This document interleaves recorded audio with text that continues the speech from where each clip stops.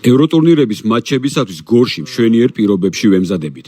ნიშნულოვანი იყო სუპერთასზე 2 შეხვედრის ჩატარება, რაც ფორმის შენარჩუნებაში დაგვეხმარა. ასევე კარგი იყო ჩემთვისაც, რადგან კიდევ უფრო კარგად გავიცანი ფეხბურთელები. რაც შეეხება ტრანსფერებს, დინამოდან დავიბრუნეთ ნანა კოფი-დონკორი. მოვიდა გერმანელი ცენტრალური მცველი ლამარ იარბროუგი, ასევე სენეგალელი მოჰამედ დიუფი და ნიდერლანდელი მაიკ პოეკეტი. თუმცა მუშაობა გრძელდება და ტრანსფერებს კიდევ უნდა ველოდოთ. მეტოქე ძლიერი ყავს. ვირტუსმა შარშან ბოსნიურ და მოლდოვურ კლუბებთან კარგად იასპარეზა. ყავთ ახალი მწვრთნელი, რომელიც გუნდში სიახლეებს შეიტანდა. ნებისმიერ შემთხვევაში ჩვენ უნდა ვიყოთ ოპტიმალურ ფორმაში და თუ ისე ვითამაშეთ როგორც დინამოსთან, ტორპედოსთან და რუსთავთან, დიდი შანსი გვაქვს წარმატების. კონფერენს ლიგა ის ტურნირია, სადაც წარუმატებლობის შემთხვევაში მეორე შანსი არ გეძლევა. პროგნოზს ვერ გავაკეთებ. ერთადერთი შემიძლია ვთქვა, რომ ამ ეტაპზე ორიენტირებული მხოლოდ ვირტუსზე ვარ და გამარჯვებისთვის ყველაფერს გავაკეთებთ.